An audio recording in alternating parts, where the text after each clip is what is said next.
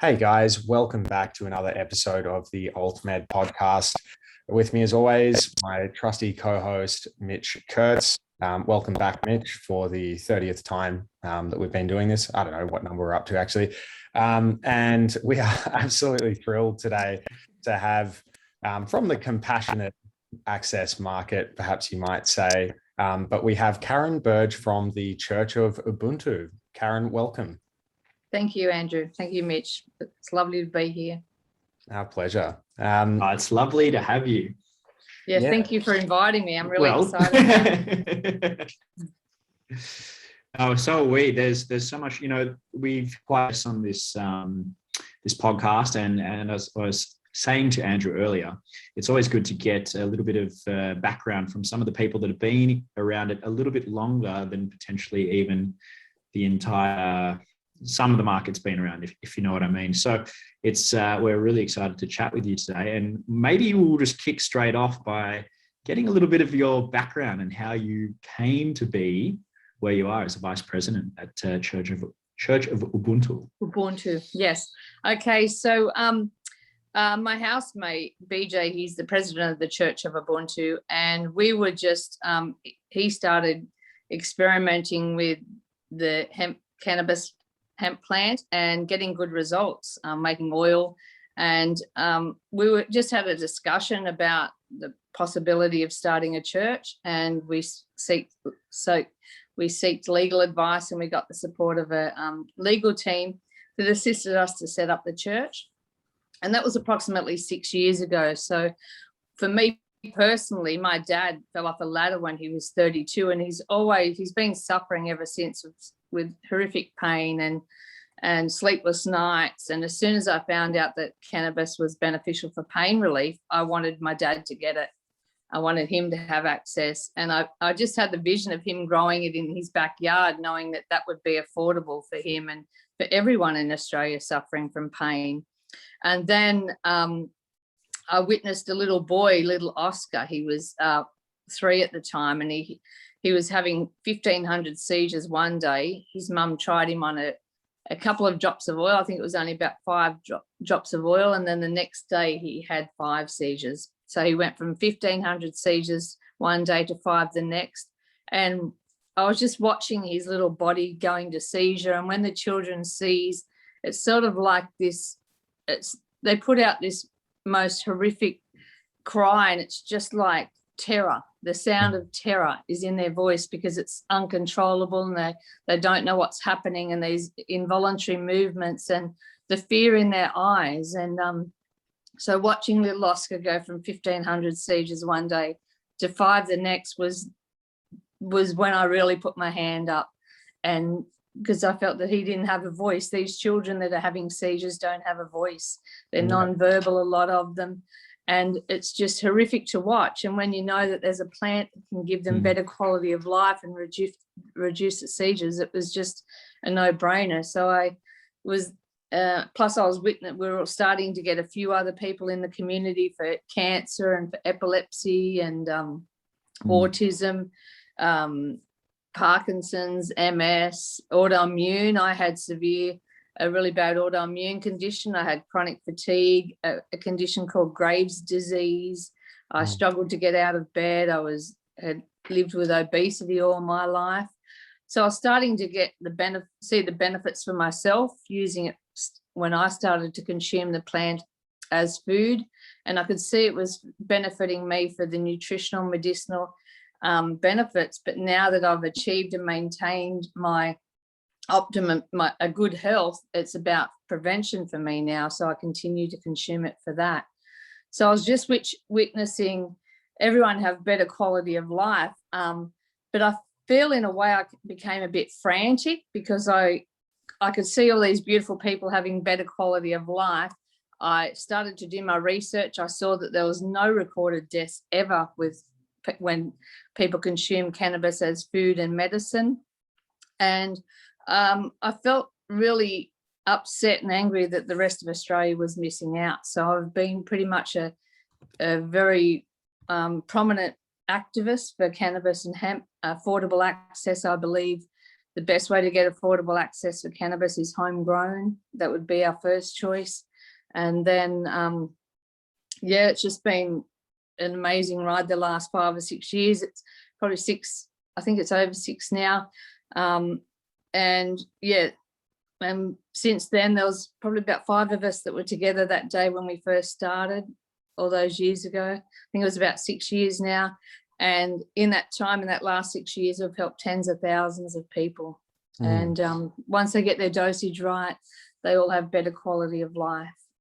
That's quite amazing. It's we certainly had heard about you long before getting this opportunity to speak, and about your work just through different contacts in the cannabis community in Australia. So it really is quite exciting. And I suppose historically, I'm just interested, how long has the church's work been going on? Because we've only had, if I'm marrying up the timelines here, we've only had sort of legal access in the last, say, 4 or 5 years. So have you guys seem like you've been doing this a lot longer than that? Yes, we have. Probably about, since we first started experimenting, 8-9 years. Yeah, wow. That's really, quite impressive. And is the mission of the church, you might have touched on it, but is it really just to provide, affordable access to cannabis for a range of different reasons? So medicinal or nutritional, is that really the angle you guys? Yes, absolutely. We believe that consuming cannabis, I consume cannabis daily for the nutritional, medicinal and disease prevention benefits. I see that all of our clients get the same benefits, and it's nutritional. People aren't even talking about the nutritional value of it. I know cannabis can be, some people think that cannabis is a quick fix, but we basically have some dietary guidelines, because we believe that our health is our biggest asset. It's easier to try and prevent disease than treat it. And basically, if you're wanting to slow down and stop and possibly reverse the effects of disease and aging, the best way to do that is to reduce the toxins you're putting in and on your body. So everyone that comes through to the clinic has a discussion with a consultation about ways that they can take their health back into their own hands and really start slowing down, reversing the effects of disease. It's happened for me, and I've witnessed it for thousands of others too.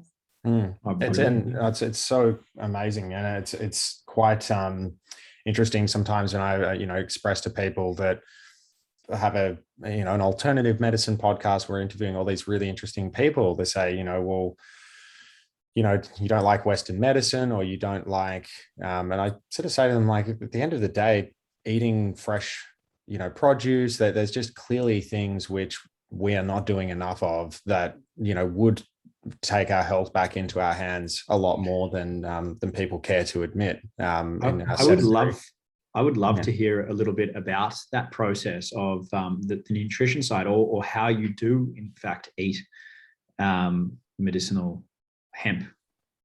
Okay, so I make. I was lucky enough to get some fresh hemp, so I started putting it in my smoothies, and it was a game changer. So I'm in the process now of working at trying to work with the DPI to change the law in regards to hemp for food for humans.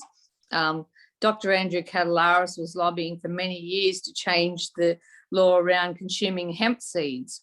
So up until about, I think it was 2016, hemp seeds were illegal to consume as food in New South Wales, in Australia and New Zealand, but you could consume it everywhere else in the world. So from my understanding and my research, hemp in particular is one of the most nutrient-rich food sources currently known to man. So everyone that comes into our clinic is recommended to consume hemp seeds. Hemp seeds are packed with vitamins and minerals. They've got 30% protein. They're great for so we recommend people make smoothies out of them. I teach people how to make a hemp seed smoothie. It's just basically 2 tablespoons of hemp seeds and 3/4 of a cup of water blended, make hemp milk. So for any vegetarians, that's your hemp milk. You can put it on any meal. But once you've got your milk, your white fluffy milk, you stop your blender, and then you add your other fruits and things and blend it again. And honestly, it's one of the most nutrient-rich meals you could have. When I was lucky enough to put the hemp, the industrial hemp flour into my smoothies, I really noticed another dramatic increase in my health, my vitality, and people started stopping me in the street saying, "What are you doing?" And it was just because I was lucky enough to get some access to this plant. So again, as soon as I started to see the benefits of cannabis and of hemp, cannabis, I wanted everyone to have it. But as soon as I started eating it, it was another game changer. It was gone. Everyone deserves affordable access to this plant that has no recorded deaths ever in history, believed to be one of the most nutrient-rich food sources known to man, and it's currently being withheld from us. So it is as a food, and even there's a lot of access barriers with medicine, but I find it so astonishing. I'm sorry, we're going to be in sort of furious agreement this whole way through, I imagine, but like it's packed with antioxidants, minerals, fiber, unsaturated fats, essential amino acids, omega-3, 6. It is just omega-3 and 6 are the two that I like. Like I've started just sprinkling hemp seeds on almost everything in the kitchen. But it is really a game changer. So when somebody comes to the church, I should have asked before, are there any is that church by name but not by nature, or any religious affiliation there? Well, I was a spiritual teacher before cannabis, but it was mainly multi-faith. I worked in a spiritual school and just became a mentor, and so I think a little bit of that work is comes out now, particularly now with the shutdown. I feel I'm going back into that, guiding people to take care of themselves and be the best version of ourselves, and then support our community. So it's very much about community, and so anyone that comes through, they fill out an intake form on our website, and then it goes through to triage, and then it's put in with a consultant. So we've basically got guidelines written for every condition, and then they'll have a phone conversation with one of our consultants, and they'll adjust the program to suit each individual person. But it's definitely about consuming cannabis and hemp, but also there's a body's operating system called the endocannabinoid system. So I encourage everyone to have a look at the 5-part endocannabinoid system on YouTube. And the endocannabinoid system they say it's like the mothership of our well-being. It governs our immune system, our endocrine system, our metabolism, our cardiovascular system, and it's believed to its purpose, from my understanding of consuming cannabis and hemp, and particularly fresh would be the best if we're all consuming it fresh. Its purpose is to achieve and maintain homeostasis. So that's perfect equilibrium with our body, mind, and spirit. So, and you find if you have too much, people sometimes feel a bit sick.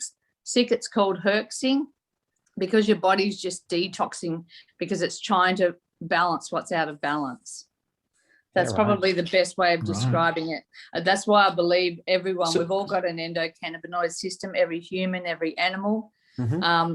And that's why I believe every single person in Australia and the world would have better quality of life by consuming cannabis as food, particularly in its fresh form. And because it's non-psychoactive too, it's just packed with the vitamins and nutrients that we've already spoken about. Yeah. Amazing. And so how does that dosing regimen work? How do you guys figure out or decide on the dosing for each of the people that come to the Church of Ubuntu? Well, the majority of our clients are over 60, 70s. So basically we start off on a minimal dose, just 1 drop the first day, 2 drops the next day, 3 drops the next day, and they work it out themselves. So many huge percentage of our clients are seniors that live alone, and they work it out. They get their dosage. One lady in particular, she was at Gosford, and she had her oil, and the nurse said, "You're not allowed to have that here." And she said, "Yes, I am."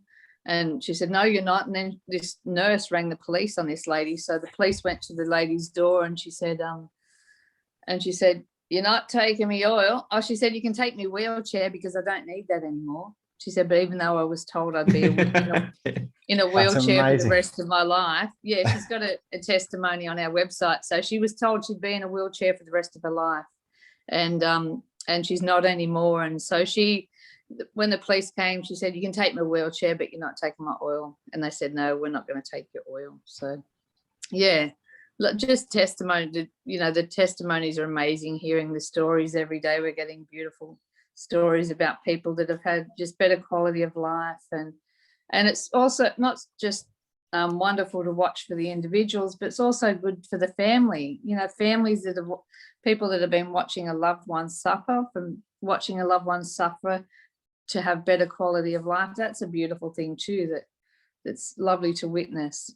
Well, if I can, protecting, of course, the anonymity of people who have been assisted by the church, but I'm really interested to maybe drill down on just a couple of examples of, you mentioned little Oscar before, which was honestly an amazing anecdote to hear, 1,500 down to 5 in a day. But are there any particular stories that stand out for you over the journey with the church?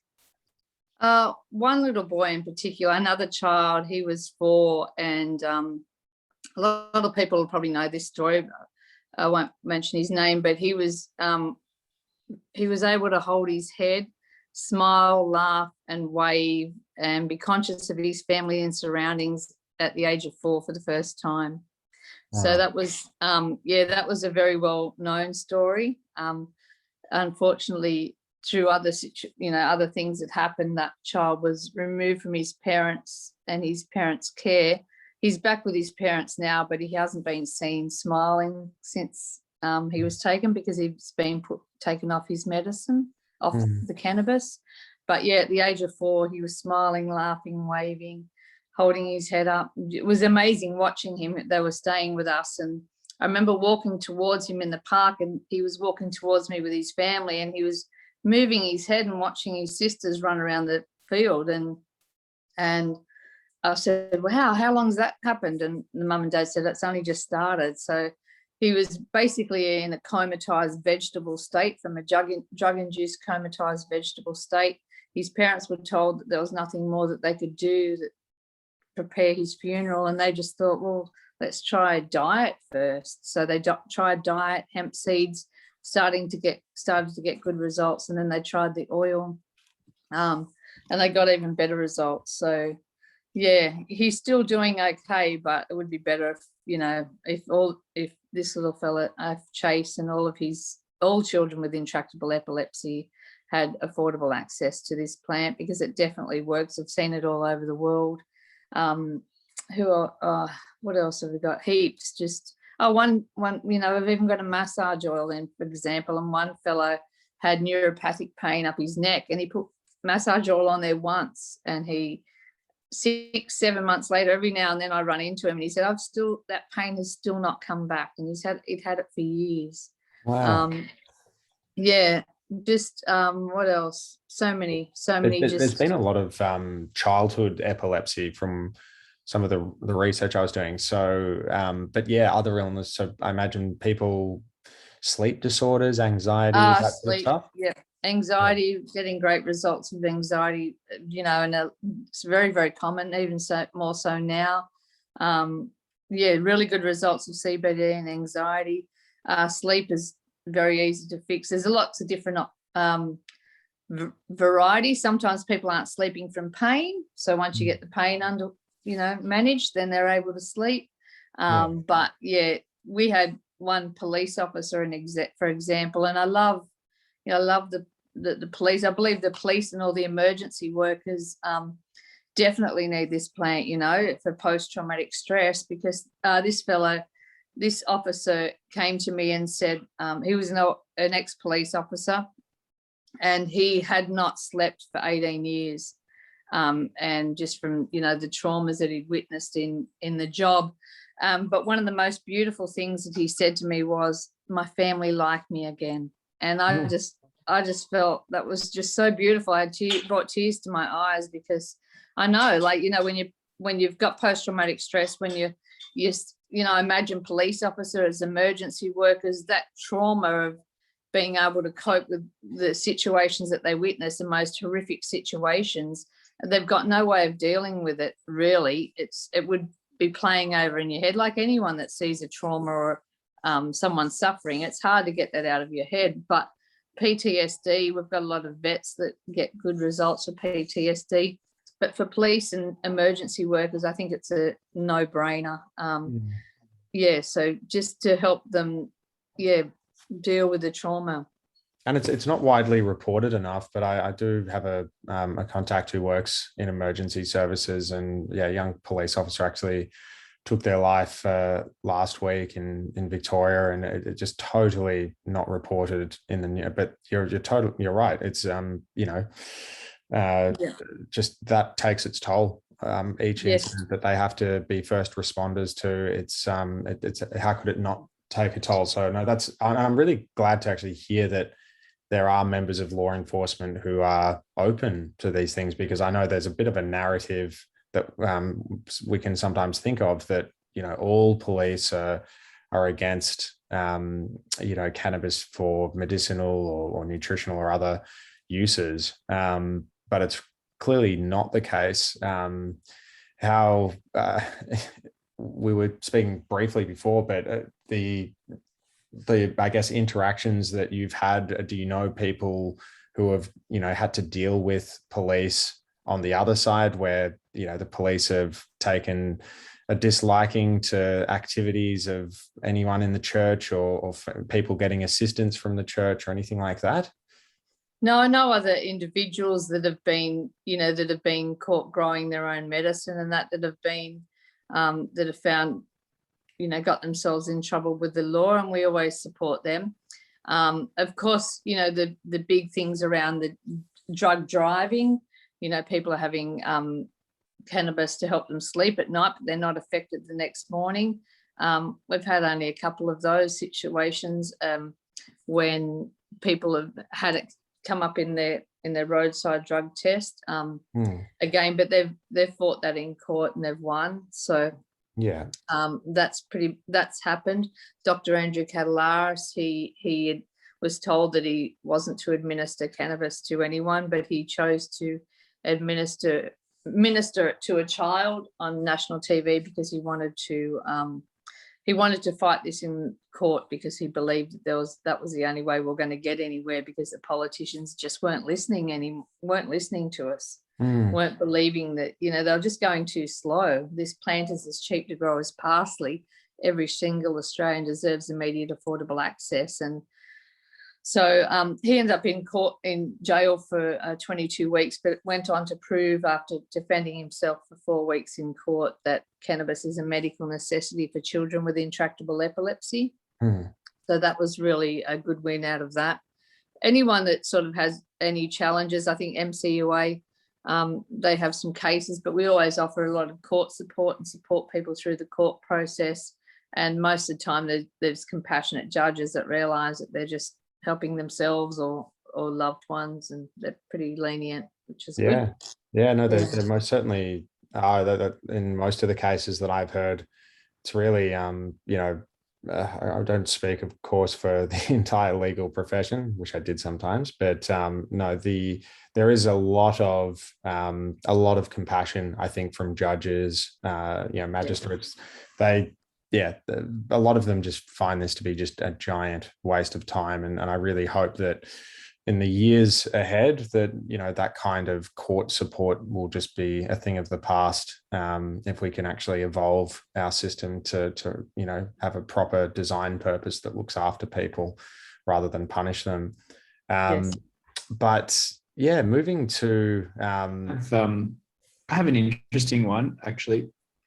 I know that, there's a bit of a difference between say the green and white markets, as they call them sometimes. The one thing I want to ask you about is the other side. Sometimes, we're obviously all in the industry because we're enamored with this plant and the amazing things it does.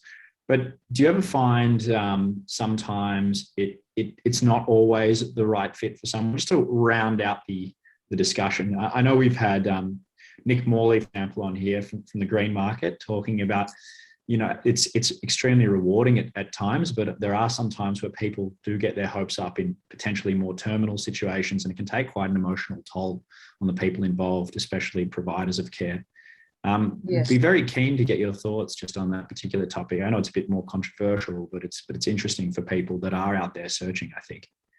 Yeah, I think, for me, I strongly believe, like anyone that comes to us and says, I've got this condition, I've that condition, I've got these, these ailments, this problem, I'm going to go and get all these tests. And I encourage them, go and do your test, but start right now, slowing down, reducing the toxins you're putting in and on your body. Just go on a plant-based diet and things like that, because there is to slow that down. But I've witnessed over the years, there've been many in our community that you try and fight so hard to save. And, like I've had people, especially children, I've had people say they're not going to make it, Kaz, you're going to have to accept that that's going to happen. And even though we just keep hoping and hoping and hoping that we can save them, there's so many factors involved, and we can't save everybody. But our main priority is to make sure, if we've made sure that they've had better quality of life, then that brings us peace, and that's enough sometimes, because we can't. Sometimes it's too late when they get to us. Sometimes they've tried exhausted all other options, and then they come and say, can I have cannabis now? And we're going, wow, they should be getting that option first. And we definitely, things would change for sure. We could definitely save more people if cannabis was our first point of first option. Yeah. And I definitely think, given the low risk profile, especially of CBD, that's a very valid point. I mean, we see this being sold over the counter in Europe. We see it being sold over the counter in America and North America, Canada, and now pretty much most parts of the developed world. So I echo that sentiment in terms of early if you can. But no, it's very interesting to hear that, because it is quite an emotional space for a lot of people, and a lot of people that are kind of desperate. And it's unfortunate that more people don't know about it in Australia, and we still have to go through this, very complex education piece, which is part of the reason we're here, and part of the reason we're enjoying talking to experienced people like yourself. I'm curious to know, just on the compassionate access side, do you keep an eye on developments in the quote unquote legal side, the special access scheme that quite a few people might now have used? I know they release figures of all of the approvals that the TGA has processed, but do you keep an eye on developments on that side, or is it something that doesn't really interest you?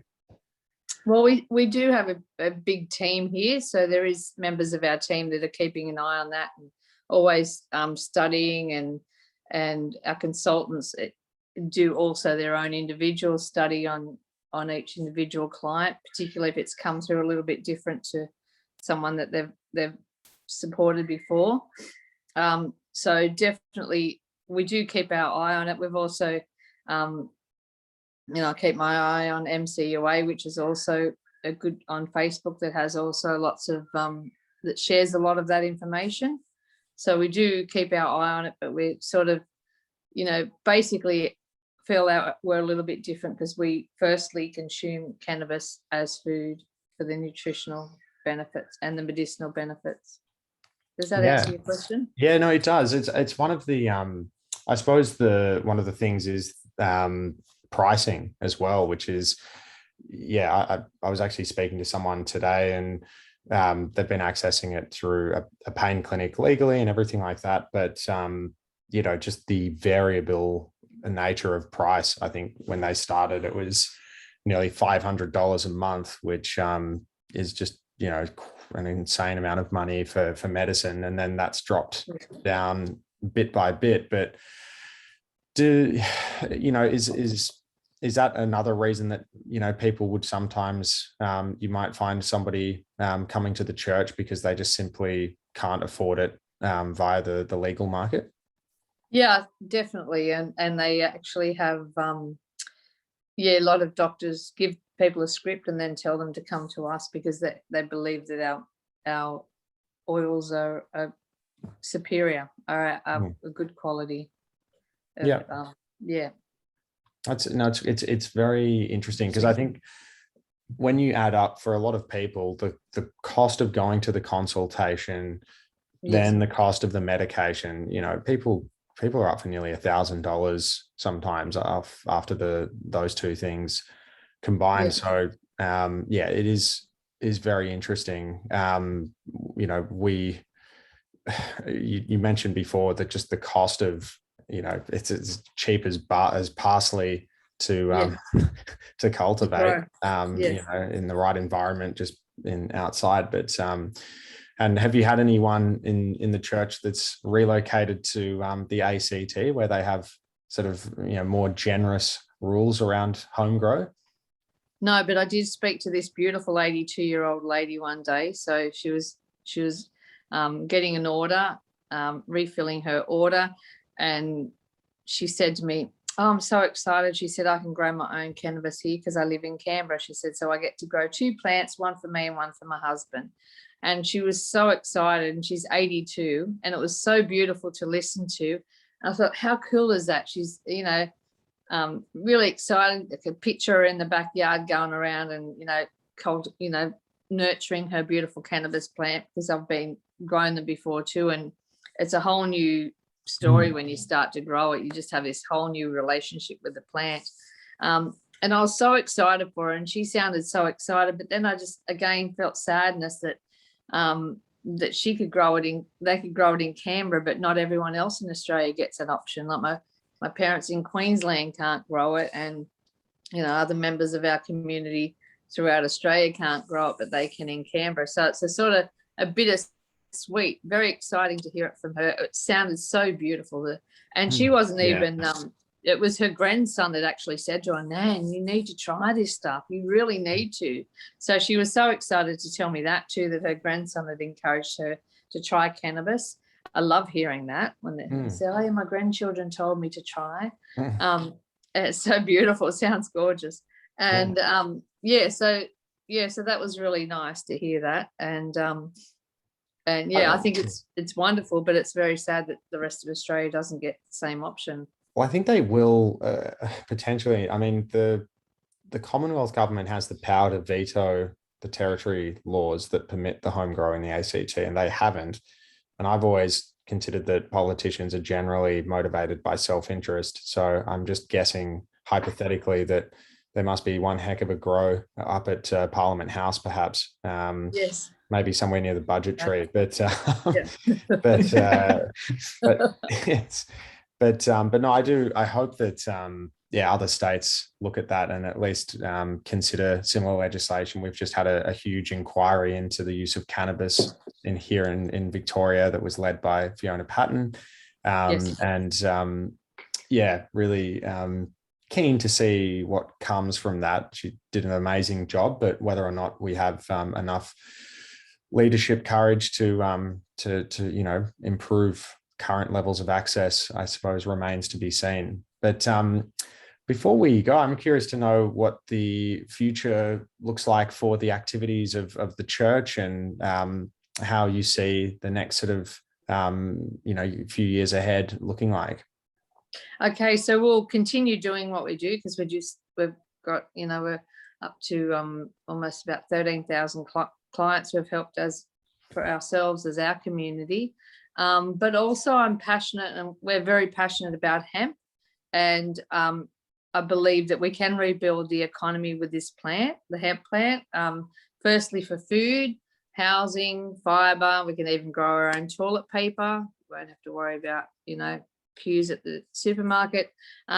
So I'm in the process now. I actually was an associate on a hemp farm last year, and I've actually got my application in now for my hemp license, which is currently going through right now. So I'll be growing hemp, and I want to set up working with a team to set up the infrastructure in the Hunter Valley so that we're totally self-sustainable for hemp, for food, for housing, and possibly down the track, everything like paper, fiber. But at the moment, we've got the community and the infrastructure there ready to start moving forward to make our whole region, the whole Newcastle Hunter region, self-sustainable in hemp for food and for and the housing industry. So that's it's really so cool. exciting. Yeah, it's a far cry from the the coal associations that some people would have with the Hunter region. I know there's a whole change in what people are now seemingly voting for in that region, but it's really exciting to begin to think about a really clean green future for that beautiful pocket of Australia. So yes, we'll be very keen to keep an eye on all the things that the church. 100%. I'll be back. I'll definitely come back on and have an update later. Especially at the end of the year or early next year, we should definitely have a lot of farms happening then, particularly for food. And yes, if it's the biggest hemp, if Newcastle Harbour is the biggest coal export, I think it has the potential to be the biggest hemp export.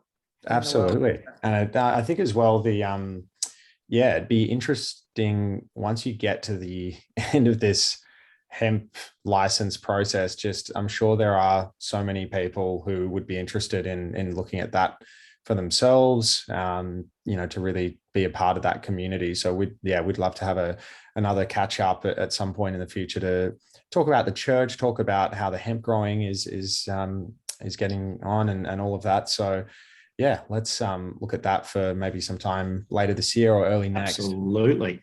Excellent. Yeah, absolutely. I'll be really excited to fill you in with give an update then. And it's so exciting to be a part of it now. The lockdowns and that have sort of made things a little bit harder to get this established, but we've got the solid groundwork has already been done. We've got a really good community. There's also a good community up at Nimbin that are doing the same thing. So we basically work it all out, and then it can be replicated in all regions. Excellent. Okay. That's the plan. Yeah, nice. Yeah. I hope there's similar definitely happening in Victoria, and we will have to have a chat very soon once the farming has begun. But Karen, thank you so much for jumping on this podcast with us. I know we've had a bit of lag on Mitch's end, but he's stayed in for most of the chat. He's just been floating in and sidelined myself a little bit. No, it's been good, but well, all the definitely all the best wishes with all of the church's endeavors and your great work, and we will look forward to speaking again soon. I look forward to that too. Thanks, guys. Thanks so much. Take care. Bye. Thanks.